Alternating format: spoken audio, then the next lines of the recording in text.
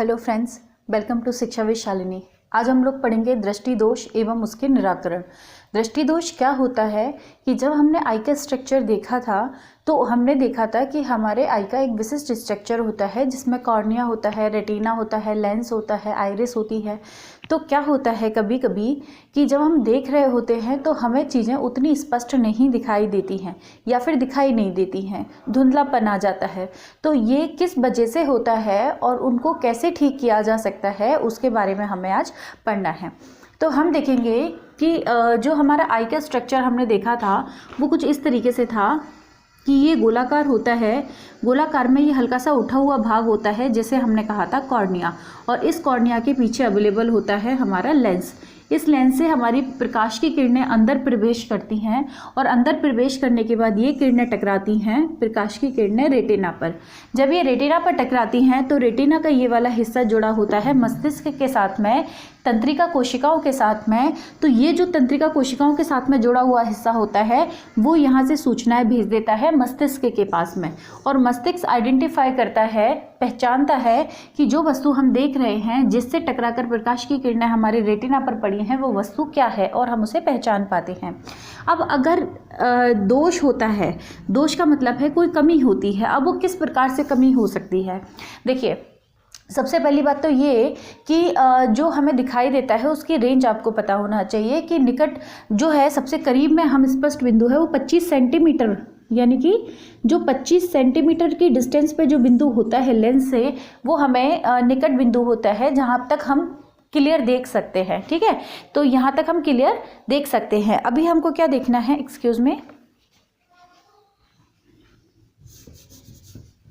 देखिए हमें देखना ये है कि किस प्रकार से ये दोष हमारी आँख में होते हैं। तो हमारे पास यहाँ पे 4 या 5 प्रकार के दोष दे रखे हैं। उनमें से सबसे पहला वाला दोष जो होता है उसका नाम होता है निकट दृष्टि दोष। निकट दृष्टि दोष। इस निकट दृष्टि दोष में क्या होता है मैं आपको बिल्कुल उस फॉर्मेट में बताऊंगी जिस फॉर्मेट में आपको एग्जाम में लिखना है, क्योंकि अब आपको इधर उधर की चीज़ें समझने की ज़रूरत नहीं है। तो आपको क्या करना, आप 3 डायग्राम बनाएंगे। पहला डायग्राम आप इस तरीके से बनाना, ये आपका लेंस बना दिया। ठीक है, आप पहला डायग्राम ये बनाएंगे कि आप इधर से बनाना चाहते हैं, आप इस तरफ से बना लीजिए, कोई बात नहीं।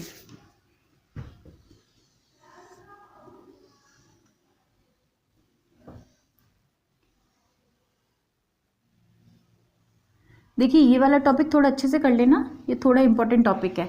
जैसे अगर आपने आँख का ये स्ट्रक्चर बनाया है तो पहला आप बनाइए कि जब इन्फाइनाइट से किरणें आती हैं, अनंत से जब किरणें आती हैं और इस लेंस पर टकराती हैं, थोड़ा चित्र साफ सुथरा बनाइए, मेरा इतना साफ नहीं है, मैं कोशिश करूंगी अगली बार से और साफ बनाने की। जब अनंत से ये किरणें आती हैं, समानांतर किरणें आती हैं, तो होता ये है कि ये किरणों को कहाँ जाना चाहिए था, रेटिना पर जाना चाहिए था। क्यों? क्योंकि रेटिना पर पड़ेगा तभी हमें साफ दिखाई देगा। परंतु ये होता है कि इस दोष में ये किरणें रेटिना पर ना जाकर थोड़ा पहले ही मिल जाती हैं, थोड़ा पहले ही मिल जाती हैं, इसीलिए इसे निकट दृष्टि दोष कहा जाता है। तो निकट दृष्टि दोष में क्या होता है, जब अनंत से किरणें आती हैं तो वो रेटिना पर ना मिलकर रेटिना से पहले ही मिल जाती हैं, वो इसे निकट कहते हैं, यानी कि लेंस के निकट ही बन जाती है, रेटिना तक पहुंचती नहीं है ना। और दूसरा केस ये है,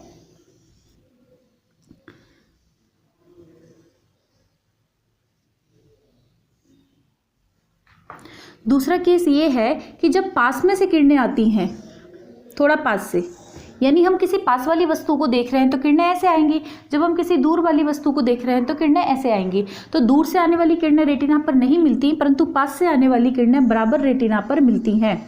यानी हुआ ये कि ये वाले अगर कोई वस्तु हमारे पास में रखी हुई है तो हम उसे आसानी से देख सकते हैं, लेकिन कोई वस्तु दूर रखी हुई है तो हम उसे आसानी से नहीं देख सकते।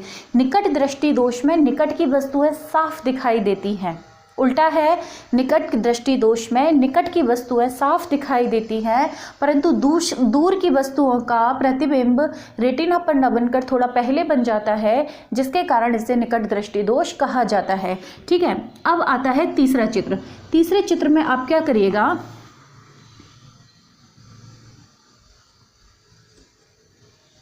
इस तरीके से हम इसका निराकरण करेंगे। निराकरण का मतलब होता है ये तो इसकी कमी थी कि यहाँ दिखाई नहीं दे रहा है या दिखाई दे रहा है, तो क्यों ना हम इस बिंदु को उठाकर अगर यहाँ ले आएँ, इस बिंदु को उठाकर अगर यहाँ ले आए तो हमें साफ दिखाई देने लग जाएगा। तो उसके लिए हम क्या करेंगे, यहाँ पर अवतल दर्पण लगाएंगे, सॉरी दर्पण नहीं, अवतल लेंस लगाएंगे। अवतल लेंस लगाने से क्या होगा कि जो अनंत से किरणें आ रही हैं वो हमें ऐसा लगेगा कि पास से आ रही हैं, इसलिए हम इन्हें डॉट से बनाएंगे। यानी कि हमने क्या किया, इसका तो हमें कुछ नहीं करना, ये तो परफेक्ट कंडीशन है, सिर्फ प्रॉब्लम तो यहाँ थी ना। तो हमने क्या किया, जो अनंत से किरणें आ रही थी अवतल लेंस के वजह से हमें क्या लगने लगा कि वो ऐसा हो गया है, यानी कि अब वो पास से आने लगी हैं। अब वो पास से आ रही हैं तो डेफिनेटली अब वो हमें सीधा प्रतिबिंब बनाकर देंगी रेटिना पर। जब रेटिना पर हमें प्रतिबिंब बनाकर देंगी तो हमें साफ दिखाई देगा। एक बार फिर से समझ लें, निकट दृष्टि दोष में हमें निकट की वस्तुएं साफ दिखाई देती हैं, दूर की दिखाई नहीं देती हैं। दूर से आने वाली वस्तुओं का प्रतिबिंब रेटिना से पहले बन जाता है, जबकि निकट से आने वाली वस्तुओं का प्रतिबिंब रेटिना पर बनता है।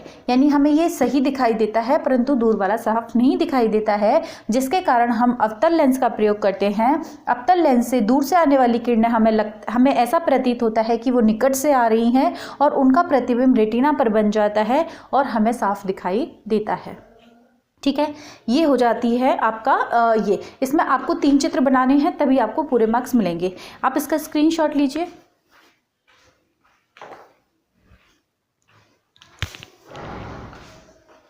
चलिए अगला देखते हैं। अगला थोड़ा सा फास्ट देख लेंगे, आपके एग्जाम्स आने वाले हैं, बहुत सारा वक्त मैं आपका नहीं लेने वाली हूँ।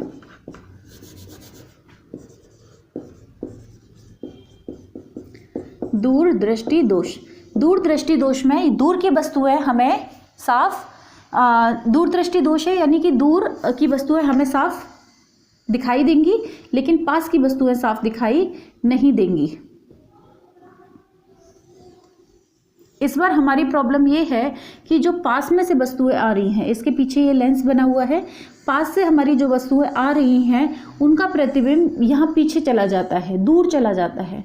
आप इसे दूर से याद रखेंगे, पास से आने वाला वस्तुओं का प्रतिबिंब दूर चला जाता है रेटिना से, जिसके कारण इसे दूर दृष्टि दोष कहते हैं। यानी पास वाली वस्तु हमें दिखाई नहीं देंगी और दूर वाली वस्तु हमें दिखाई देंगी।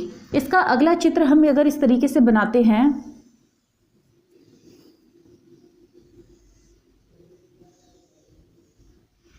ठीक है, इसमें हम क्या करेंगे कि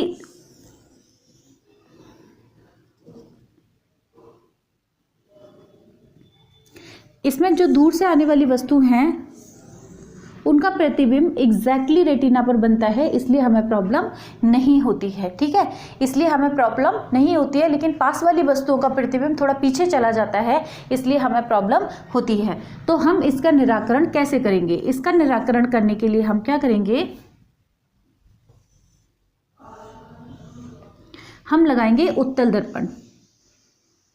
जब उत्तल दर्पण लगाएंगे तो जो पास से, क्योंकि ये तो परफेक्ट है, इसमें तो कोई प्रॉब्लम ही नहीं है, प्रॉब्लम है इसमें। जब इसमें प्रॉब्लम है तो हम क्या करेंगे कि ये जो किरणें ऐसी आ रही थी, हम उनको उत्तल दर्पण के माध्यम से हमें ऐसा प्रतीत होगा कि वो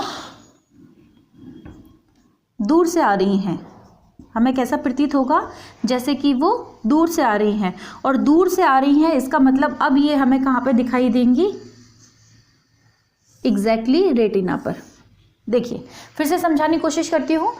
जो पास से वस्तुएं आती हैं वो हमें दिखाई नहीं देती हैं, उनका प्रतिबिंब रेटिना से दूर चला जाता है। जो वस्तुएं दूर से आ रही हैं, जो प्रतिबिंब दूर से आ रहा है, जो वस्तु की किरणें दूर से आ रही हैं वो हमें रेटिना पर दिखाई देती हैं।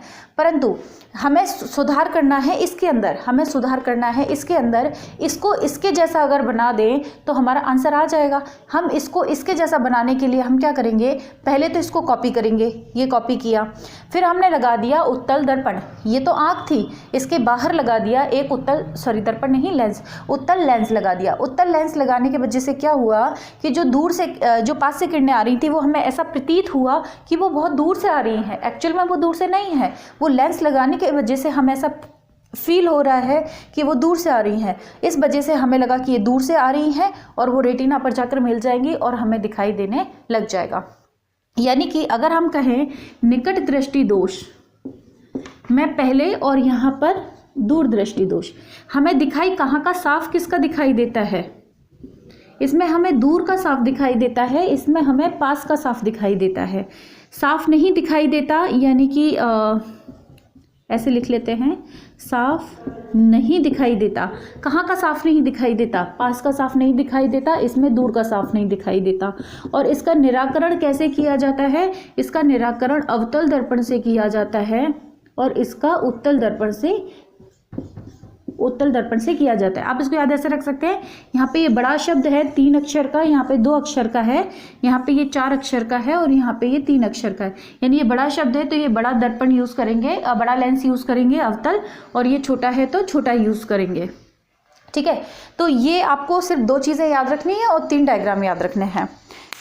अब क्या करना है, तीसरा दोष जो है वो है जरा दृष्टि दोष। जरा दृष्टि दोष में क्या होता है कि समंजन क्षमता कम हो जाती है। किसकी समंजन क्षमता कम हो जाती है? जैसे आंख होती है,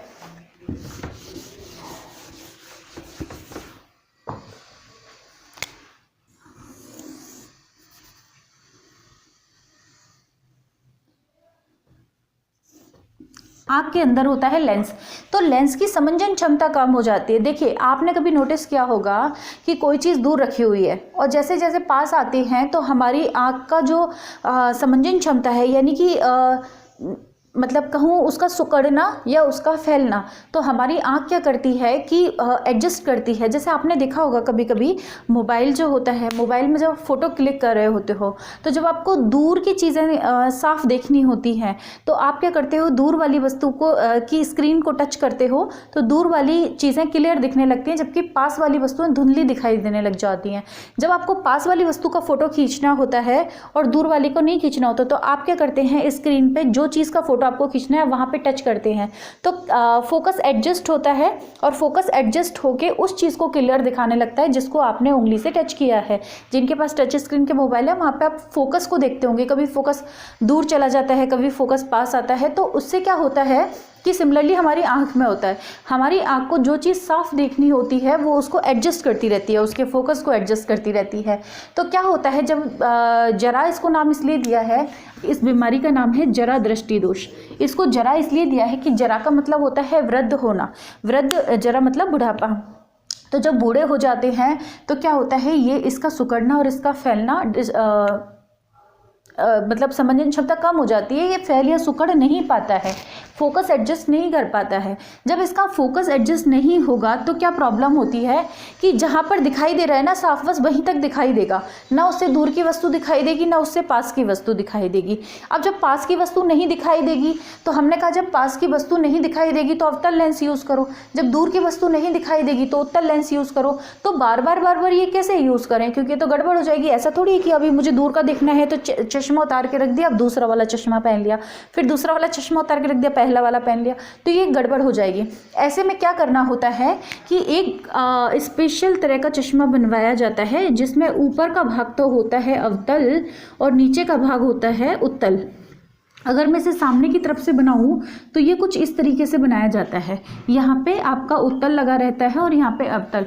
आपने ये देखा होगा, बूढ़े लोगों के चश्मे को आप देखना, नीचे की तरफ से अलग तरीके का लेंस होता है और ऊपर की तरफ एक अलग तरीके का लेंस होता है। ठीक है, आप किसी भी बूढ़े लोग जो होते हैं उनके चश्मों को ध्यान से देखना, वहाँ पता चल जाएगा आपको इस तरह का चश्मा वो लोग यूज़ करते हैं। अगली बीमारी है या अगला जो दोष है वो है वैमनस्य, दृष्टि वैमनस्य दोष। इसमें क्या होता है,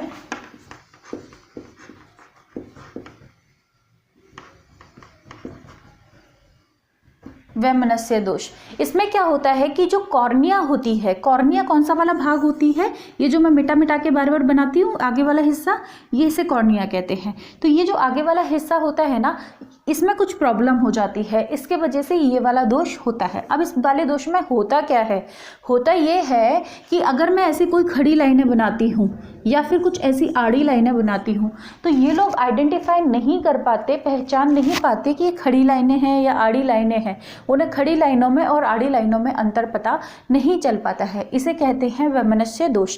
इसमें सुधार करने के लिए या इसका निराकरण करने के लिए एक विशेष प्रकार के लेंस बनाए जाते हैं हैं जो हमने नहीं पढ़े हैं, जिन्हें बेलनाकार लेंस कहा जाता है, सिलिंड्रिकल होते हैं ये, तो सिलिंड्रिकल लेंस बनाए जाते हैं और उनका प्रयोग किया जाता है, उससे इस प्रकार के दोष को कुछ हद तक कम किया जा सकता है। ठीक है, बस इसमें आपको 2 ही शब्द याद रखने हैं कि खड़ी लाइनें और आड़ी लाइनों को पहचानने में दिक्कत होती है, और इसके लिए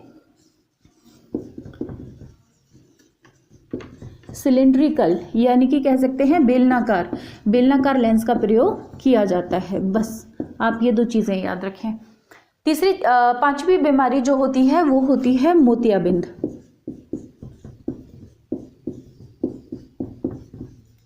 मोतियाबिंद क्या बीमारी होती है, ये आपने बहुत सुना होगा, अक्सर कर होती ही है ये बूढ़े लोग जो हो जाते हैं उनको, और आजकल टीवी और मोबाइल का ज़्यादा प्रयोग करने के कारण ये कम उम्र में भी होना शुरू हो गई है। इस वाली बीमारी में क्या होता है कि जो आँख का लेंस है, ये वाला हिस्सा है और आगे ये वाला हिस्सा है, इसके बीच में एक परत जमने लग जाती है। ठीक है, जब ये परत जमना शुरू हो जाती है, किसकी, जो कुछ भी हो सकता है, जैसे मांस वगैरह जो होता है ना, आपके जो ऊतक वगैरह होते हैं, कोशिकाएं, मृत कोशिकाएं वगैरह होती हैं, इनकी एक परत जमना शुरू हो जाती है, जिसके कारण लेंस के आगे कुछ अवरोध उत्पन्न हो जाता है। यानी समझ लो कि जैसे चश्मा है और बहुत पुराना हो गया है, जब चश्मा पुराना हो जाता है तो उस पर स्क्रैचेस बन जाते हैं, लाइनें बन जाती हैं, या फिर समझो कि वो धुंधला हो जाता है चश्मा अपने आप ही। जब वो धुंधला हो जाता है तो जब आप उससे देखोगे, सिंपल लेंस जैसा आपका बाहर है वैसा लेंस हमारी आंखों के अंदर है, तो समझो एक कांच का लेंस है, ये आपका जो चश्मा है, आप जब उसे पहनते हैं बहुत पुराना हो जाए अगर वो, तो उस पर एक धुंधलापन सा आ जाता है। उस धुंधलेपन की वजह से क्या होता है कि वो चीज़ें साफ दिखाई नहीं देती हैं। तो बाहर का लेंस तो आप किसी भी शॉप पे जाके बदलवा सकते हैं, तो अंदर वाले लेंस का क्या किया जाए। तो पुराने ज़माने में तो क्या करते थे कि इस लेंस को ही हटा देते थे, परमानेंट ही हटा देते थे, और सीधे अब ये लेंस हटाएंगे तो उससे क्या नुकसान है, कुछ भी नुकसान नहीं है। आगे एक चश्मा बना देते थे काले कलर का, ताकि वो दिखाई ना दे, अच्छा नहीं दिखता ना, पूरा लेंस हटा दिया वहाँ से। तो लेकिन प्रॉब्लम कुछ नहीं होती है, ये लेंस का काम क्या था, सिर्फ प्रकाश को एग्जैक्टली रेटिना तक पहुंचाना। इसके अलावा तो ये कुछ कर नहीं रहा, कुछ एज अ फिल्टरिंग वाला काम तो कुछ कर नहीं रहा है। सिर्फ लाइट आती है, इस लेंस से टकराती है और सीधे रेटिना पर पहुंच जाती है। तो उसमें क्या करते थे, इस लेंस को हटा देते थे और बाहर एक चश्मा लगा दिया जाता था। वो चश्मा इस लेंस का काम करेगा, यानी ये लेंस तो हटा दिया, ये वाला लेंस अब आपका रेटिना पर फोकस बनाने का काम करेगा। तो क्या होता था कि सिर्फ बाहर वाला चश्मा लगाया जाता था, ये वाला चश्मा नहीं लगाया जाता था, ये इसका उपचार था। लेकिन वर्तमान समय में लेज़र वगैरह के हो गए हैं, आपने कभी ऐड भी देखे होंगे, लेज़र से अपनी आंखें ठीक करवाइए वगैरह वगैरह। तो वहाँ पे क्या करते हैं, लेज़र ट्रीटमेंट या दूसरे तरीके का ट्रीटमेंट आते हैं, उससे क्या करते हैं, ये इस प्लेट के आगे, ये इस लेंस के आगे जो धुंधलापन आ गया है उसकी सफाई कर दी जाती है। ठीक है, और इसके लिए इन्होंने बोला है कि एक या फिर ऐसा भी करते हैं कि इस लेंस को हटा के एक नया लेंस रिप्लेस कर देते हैं, एक नया लेंस लाते हैं और वहां पे लगा दिया जाता है। इस विधि को कहते हैं इंट्राऑक्यूलर।